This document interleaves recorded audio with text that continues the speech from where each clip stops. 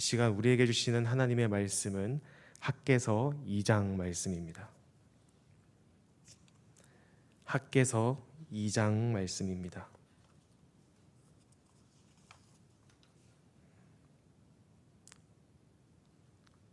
저와 여러분 한 절씩 교독하겠습니다.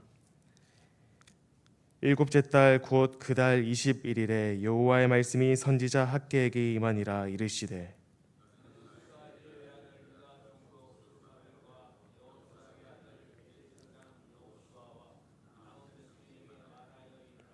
너희 가운데 남아있는 자 중에서 이 성전의 이전 영광을 본 자가 누구냐?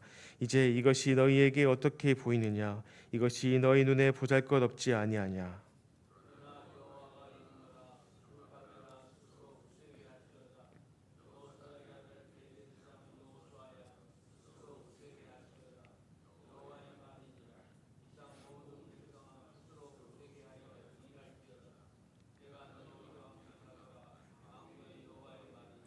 너희가 애굽에서 나올 때 내가 너희와 언약한 말과 나의 영이 계속하여 너희 가운데 머물러 있나니 너희는 두려워하지 말지어다.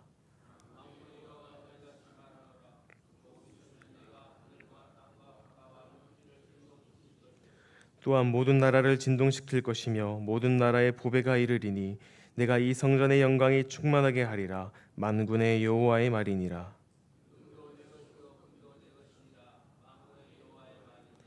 이 성전의 나중 영광이 이전 영광보다 크리라. 만군의 여호와의 말이니라. 내가 이곳에 평강을 주리라. 만군의 여호와의 말이니라.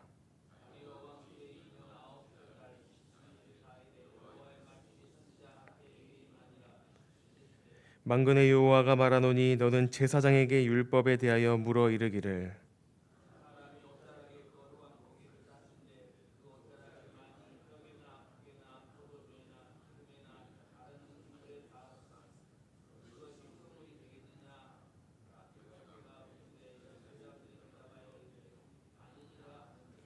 학개가 이르되 시체를 만져서 부정하여진 자가 만일 그것들 가운데 하나를 만지면 그것이 부정하겠느냐 하니 제사장들이 대답하여 이르되 부정하리라 하더라.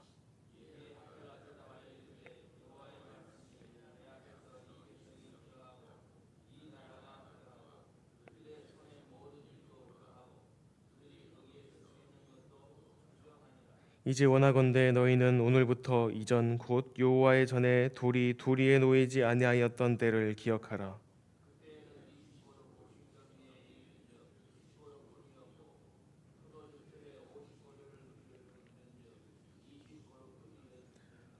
만군의 여호와가 말하노라. 내가 너희 손으로 지은 모든 일의 곡식을 마르게 하는 재앙과 깐부기 재앙과 우박으로 쳤으나 너희가 내게로 돌이키지 아니하였느니라.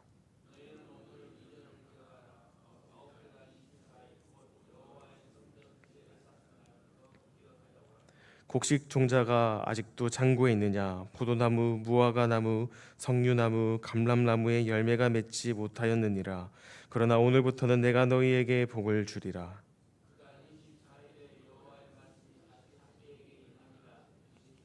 너는 유다 총독 스룹바벨에게 말하여 이르라. 내가 하늘과 땅을 진동시킬 것이요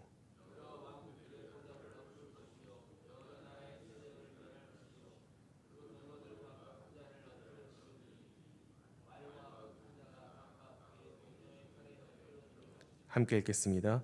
만군의 여호와가 말하노라. 스알디엘의 아들 내 종 스룹바벨아, 여호와가 말하노라. 그날에 내가 너를 세우고 너를 인장으로 삼으리니 이는 내가 너를 택하였음이니라.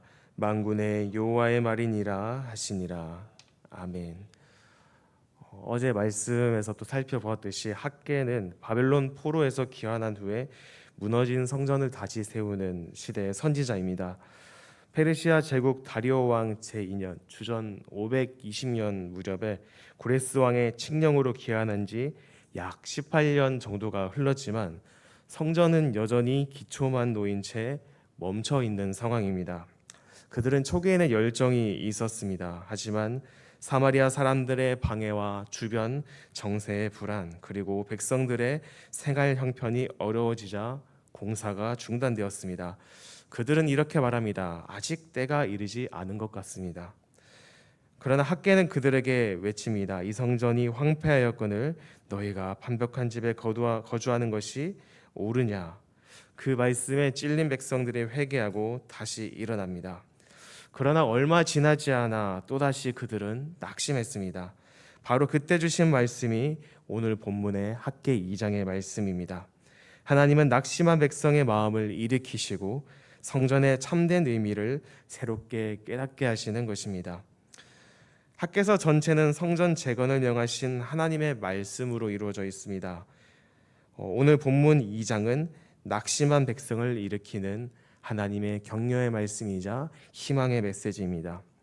1절에서 9절은 낙심한 자를 향한 하나님의 위로의 메시지가, 10절에서 19절은 거룩과 부정의 원리를 통한 회개를 이야기하고 계시며 20에서 23절은 스룹바벨 총독에게 주신 메시아적 하나님의 약속입니다. 이 2장은 하나님의 임재, 그리고 순종의 회복, 그리고 미래의 구속사적 영광이라는 세 가지 주제가 담겨 있습니다. 먼저 1절 말씀을 살펴보시면 일곱째 달 곧 그 달 21일에 여호와의 말씀이 선지자 학개에게 임했다고 기록합니다. 이 날짜는 초막절의 마지막 날입니다. 이 초막절이란 출애굽의 구원을 기억하며 초막에 거하며 광야의 은혜를 기념하는 이스라엘 백성의 절기입니다. 이 초막절 동안 성전에서 제사를 드리고 하나님의 은혜에 대해 감사하며 찬양해야 했습니다. 그러나 그들은 초라한 공터 같은 성전터를 보며 마음이 무너졌습니다. 3절에 이렇게 이야기합니다. 이 성전의 이전 영광을 본 자가 누구냐? 그리고 이것이 너희 눈에 보잘것없지 아니하냐라고 이야기합니다. 포로에서 돌아온 세대 중 일부는 어린 시절 솔로몬 성전의 위용을 직접 본 사람들도 있었습니다. 그래서 학개 시대에 재건 중인 성전을 보며 그들의 눈에는 지금의 건물이 너무 초라하게 보였던 것입니다. 화려한 금장식도 백향목의 향기도 하나님의 영광이 임하던 그 감격도 마치 사라진 듯해 보였던 것입니다. 그들은 수고하지만 그 결과가 초라하다고 느꼈습니다.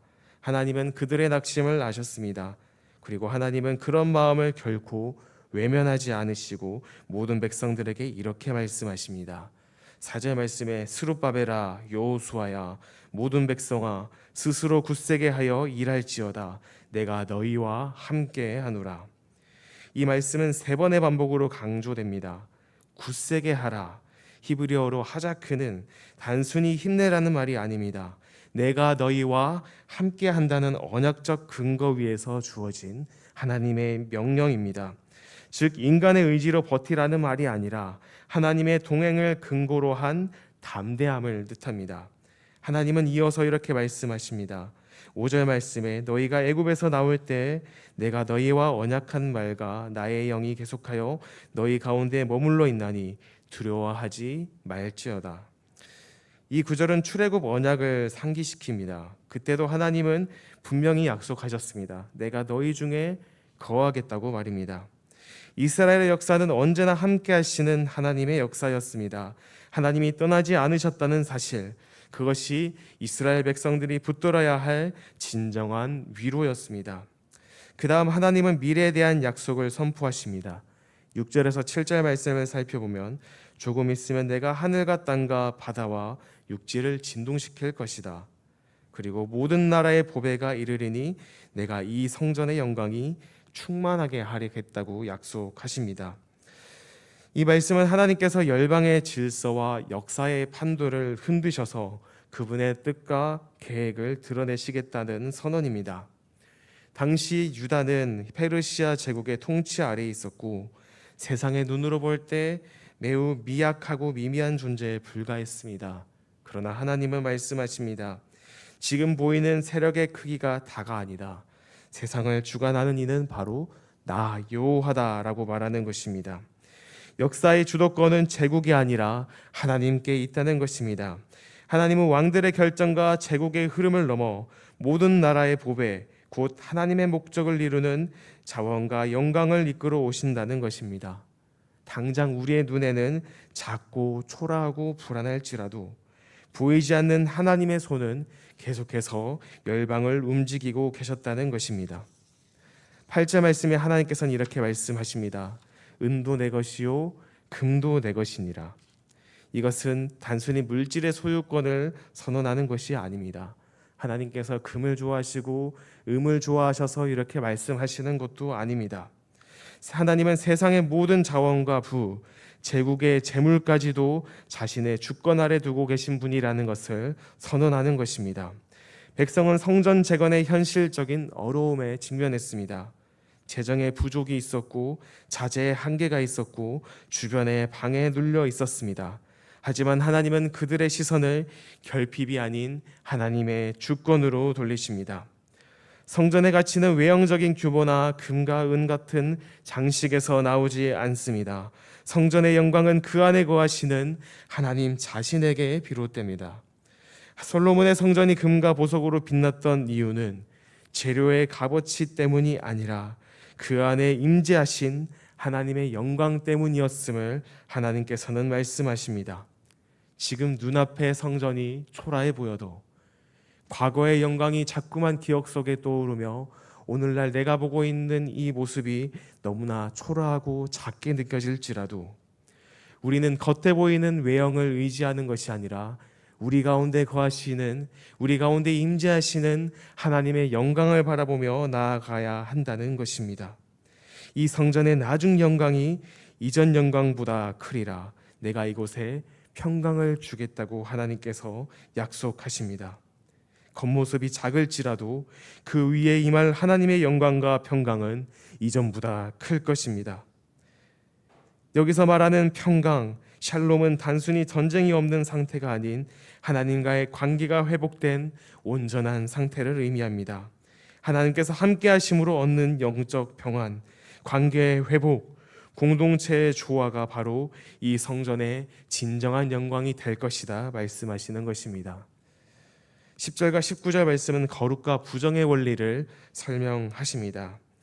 시간이 흘러 다리오 왕 제2년 9째 달, 곧 성전 공사가 시작된 지 석 달째 되는 날입니다. 하나님께서는 이번에는 제사장들에게 질문을 하십니다. 12절 말씀에 사람이 옷자락에 거룩한 고기를 쌌는데 그 옷자락이 다른 음식에 닿았으면 그것이 성물이 되겠느냐? 제사장은 아니니이다 라고 대답을 합니다. 거룩은 외적인 접촉으로 전염되지 않는다고 그들은 대답했던 것입니다. 그리고 반대로 하나님께서 이렇게 물으십니다. 시체를 만져서 부정하여진 자가 그것을 만지면 그것이 부정해지겠느냐? 이에 제사장들은 부정하리라고 대답합니다. 이 부정은 쉽게 퍼진다는 것입니다. 이스라엘의 영적 상태에 대한 진단입니다. 아무리 거룩한 곳에 손을 대고 가까이 한다고 해서 그 사람이 거룩해지는 것은 아닙니다. 그러나 죄악 가운데, 부정한 것 가운데 나아갈 때 그 나아간 것만으로도 하나님 앞에서 부정한 것이 될 수 있다는 것입니다. 이것은 이스라엘 백성들의 현 상태를 보여줍니다. 거룩한 곳에 단순히 나아가서 거룩해지는 것이 아니고 부정한 것을 단순히 멀리한다고 해서 또 부정해지는 것은 아닙니다. 그들이 하나님을 정말 신뢰하느냐, 하나님의 말씀에 순종하느냐가 그들이 하나님께 거룩한 모습으로 살아가는지 부정한 삶으로 살아가는지 보여주고 있다는 것입니다.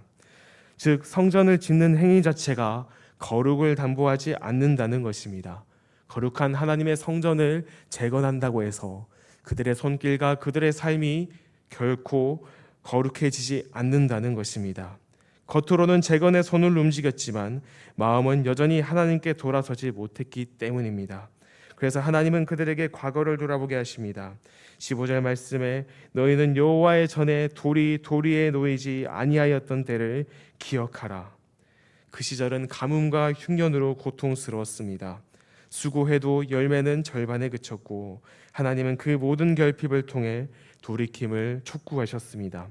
17절 말씀에 내가 너희 손으로 지은 모든 일에 곡식을 마르게 하는 재앙과 깐부기 재앙과 우박으로 쳤으나 너희가 내게로 돌이키지 아니하였다. 그러나 하나님께서는 심판으로 끝내지 않으시겠다고 이외에 말씀하십니다. 18절과 19절의 말씀을 보면 여호와의 성전 지대를 쌓던 날부터 기억하여 보라. 오늘부터는 내가 너희에게 복을 주리라 말씀하십니다. 이 내용을 정리하자면 이스라엘 백성들이 지금 초라한 성전을 건축하고 있습니다.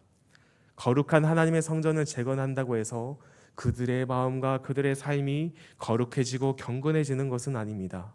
돌이 돌 위에 쌓여지지 않았던, 기초조차 지어지지 않았던 그때 이스라엘 백성들이 하나님께 뜨겁게 찬양하고 예배하며 하나님께 순종했던 그 마음, 그때가 오히려 하나님께서 기뻐하시고 하나님께서 보시기에 거룩하고 경건한 그들의 모습이었다는 것입니다. 결코 우리의 행위가 우리의 경건을, 우리의 거룩을 보장해 주지 않는다는 것입니다. 우리의 중심, 우리의 마음이 중요하다는 것입니다. 20절에서 23절 말씀은 스룹바벨에게 주신 하나님의 약속입니다. 20절 말씀에 그날 24일에 여호와의 말씀이 다시 학개에게 임했다라고 말합니다. 이번 말씀은 공동체 전체가 아닌 유다 총독 스룹바벨 개인에게 주어진 특별한 메시지입니다. 내가 하늘과 땅을 진동시키고 여러 왕국들의 보좌를 엎을 것이요 여러 나라의 세력을 멸할 것이다 라고 이야기합니다. 하나님께서 열방의 질서를 뒤집어 당신의 주권을 세우시겠다는 선언입니다. 당시 스룹바벨은 페르시아 제국의 한 지방 총독에 불과했습니다. 이름은 알려져 있었겠지만 실질적인 권세가 없었던 자입니다. 성전 재건조차 주변 세력의 압력에 쉽게 흔들릴 수밖에 없던 상황입니다. 그런 그에게 하나님께서 말씀하십니다. 지금은 너희가 제국의 변방처럼 보이지만 나는 열국을 흔들어 내 뜻을 세울 것이다. 열방을 뒤흔들어 내 뜻을 세울 것이다. 그것은 거룩한 하나님의 백성이요 거룩한 하나님의 나라를 다시 회복하고 재건하시겠다는 하나님의 뜻입니다. 지금 보이는 현실의 한계를 넘어서서 하나님께서 직접 역사와 권세를 움직이시겠다는 것입니다. 23절 말씀을 보면 그날에 내가 너를 세우고 너를 인장으로 삼으리니 이는 내가 너를 택하였음이라. 여기서 인장은 왕이 문서에 자신의 권위를 증명하기 위해 찍던 도장으로 신뢰와 대표성을 상징합니다. 바벨론 포로기에 다윗 왕조가 끊어진 듯 보였지만 하나님은 스룹바벨에게 너는 내 인장이라고 말씀하시며 언약의 계보가 여전히 유효함을 확증하십니다. 즉 하나님은 스룹바벨을 통해 내가 다윗에게 한 약속을 잊지 않았다는 것을 보이십니다. 단순히 성전을 짓는 지도자에서 그치는 것이 아니라 하나님 나라의 회복을 예비하는 언약의 표지였습니다. 마태복음에 나오는 예수님의 족보를 살펴보면 이 스룹바벨의 이름이 기록되어 있습니다. 결국 하나님께서는 이 스룹바벨을 지명하셨고 이를 통해 성전을 재건하는 일뿐만 아니라 앞으로 장차 다가오실 메시아의 그 과정 가운데 하나로 그를 선택하셨던 것입니다. 하나님은 그를 통해 자신의 뜻을 새기시고 역사의 무대에서 자신의 신실하심을 다시 증명하셨던 것입니다. 오늘 말씀을 살펴보면 하나님께서는 다시 회복시키시겠다는 약속과 너와 반드시 함께하겠다. 그러므로 낙심하지 말고 포기하지 말라는 위로의 메시지를 주셨습니다.